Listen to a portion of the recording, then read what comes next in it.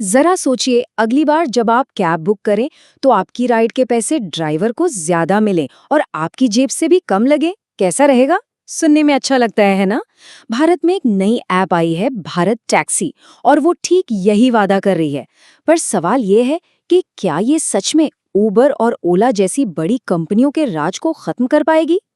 देखिए, ये सवाल सिर्फ एक ऐप का नहीं है। ये तो भारत की पूरी गिग इकोनॉमी, मतलब जो लाखों ड्राइवर्स हैं, उनके भविष्य का सवाल है।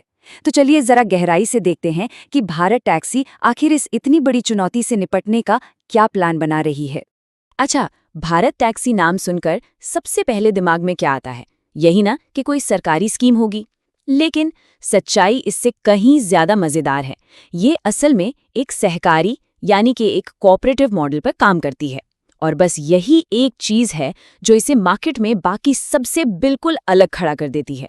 तो सबसे बड़ा फर्क क्या है? देखिए, उबर या ओला में ड्राइवर एक तरह से कंपनी के लिए काम करते हैं, लेकिन भारत टैक्सी में ड्राइवर ही खुद कंपनी है। इसका मतलब सीधा सा है, जो भी प्रॉफिट होता है वो कुछ बड़े इन्वेस्टर्स की जेब में नहीं जाता, बल्कि सीधा उन लोगों तक पहुंचता है जो असल में दिन रात सड़क पर गाड़ी चला रहे हैं। अब ये मॉडल आया कहाँ से? इसकी प्रेरणा है अमूल। जी हाँ, वही अमूल। भारत में ऐसा कौन है जो अमूल को नहीं जानता? एक ऐसी क्रांति जिसने डेयरी इंडस्ट्री को बदल दिया, लाखों किसानों को बिचौलियों से बचाया और उन्हें ताकत दी। भारत टैक्सी बस उसी फॉर्मूले को अब ट्रांसपोर्ट सेक्टर में लाना चाहती है। मकसद एक ही है, ड्राइवरों को उनकी मेहनत का पूरा हक दिलाना। तो ठीक है, ये कोऑपरेटिव मॉडल सुनने में तो बहुत ही अच्छा लग रहा है, पर ये चलेगा कैसे? मतलब इसका बिजनेस मॉडल क्या है? और सबसे जरूरी सवाल, क्या इससे ड्राइवरों को सच में आर्थिक फायदा होगा? चलिए, अब इसके पैसों का हिसाब किताब समझते हैं। इसकी सबसे बड़ी और कह सकते क्रांतिकारी बात है 0% कमीशन। सोचिए, एक ड्राइवर एक दिन में मान लीजिए 2000 रुपए कमाता है।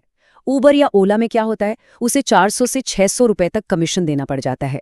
लेकिन भारत टैक्सी कहती है नहीं, ये सारे के सारे पैसे आपके हैं। ये वाकई में गेम चेंजर हो सकता है।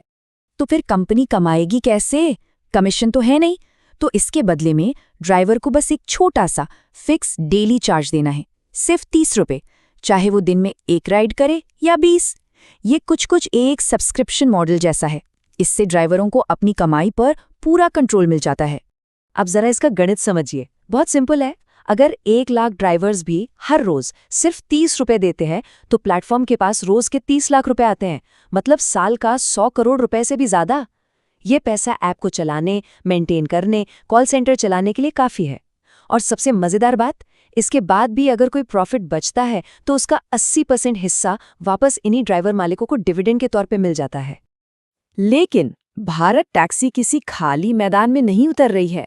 ये एक ऐसे युद्ध के मैदान में कदम रख रही है जहां पहले से ही बहुत बड़े बड़े महारथी मौजूद हैं। तो आइए एक नजर डालते हैं कि ये लड़ाई असल में है कितनी बड़ी। आंकड़े देखिए, उबर अकेला, जी हाँ अकेला, भारत के 50% मार्केट पर कब्जा करके बैठा है। लेकिन यहाँ पर एक सरप्राइज है, रैपिडो। एक बाइक टैक्सी सर्विस के तौर पर शुरू हुई ये कंपनी आज ओला से भी आगे निकल गई है। इससे एक बात तो साफ है कि इस मार्केट में कुछ भी हो सकता है, बड़े बड़े उलटफेर भी मुमकिन है।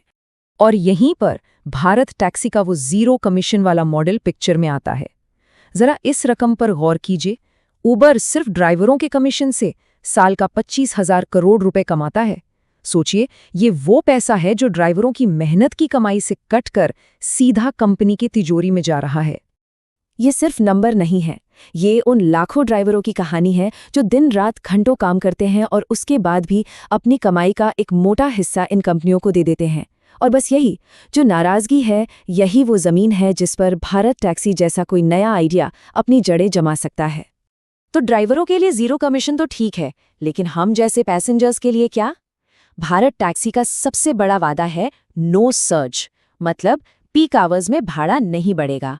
सुनने में तो ये कमाल की बात है, पर क्या यही सबसे अच्छी बात इसकी सबसे बड़ी कमजोरी भी बन सकती है? पहले ये समझ लेते हैं कि ये सर्ज प्राइसिंग है क्या। वैसे तो हम सब इसे भुगत चुके हैं।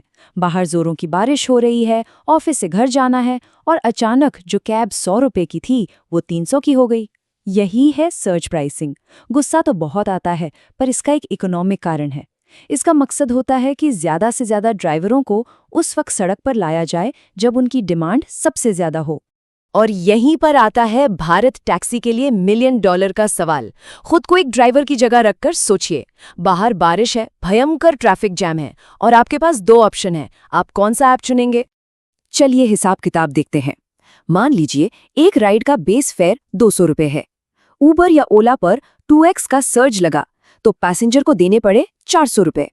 इसमें से 20% कमीशन यानी 80 रुपीज कंपनी ने रख लिए। फिर भी ड्राइवर की जेब में आए 320 रुपये। अब भारत टैक्सी को देखिए, कोई सर्ज नहीं तो पैसेंजर ने दिए 200, कोई कमीशन नहीं तो ड्राइवर को मिले पूरे 200। अब बताइए 320 रुपये या 200 रुपये? ड्राइवर के लिए तो फैसला बिल्कुल साफ है। तो ट्विस्ट समझ में आया? ड्राइवर तो सारे ऐप्स चला सकता है, तो वो क्या करेगा? जब डिमांड ज्यादा होगी, सर्ज लगा होगा, तो वो उबर ओला चलाएगा, और जब डिमांड नॉर्मल होगी तब कमीशन बचाने के लिए भारत टैक्सी पर आ जाएगा। इसका मतलब है कि पैसेंजर के लिए जिस वक्त उसे कैब की सबसे ज्यादा जरूरत होगी, बारिश में, ट्रैफिक में, देर रात में, शायद उसे भारत टैक्सी पर कोई कार ही न मिले। तो क्या नो सर्च का वादा असल में नो कार की गारंटी बन जाएगा? तो इस पूरी कहानी का निचोड़ क्या है? असली विजेता कौन है? ड्राइवर, पैसेंजर या फिर वही पुरानी बड़ी कंपनियां? चलिए एक एक करके सबका स्कोर कार्ड देखते हैं। सबसे पहले ड्राइवर्स, उनके लिए ये एक अच्छा टूल है। नॉर्मल टाइम में चलाओ, कमीशन बचाओ, लेकिन जब असली कमाई का मौका आएगा पीक आवर्स में, तो वो वापस उबर ओला पर ही जाएंगे।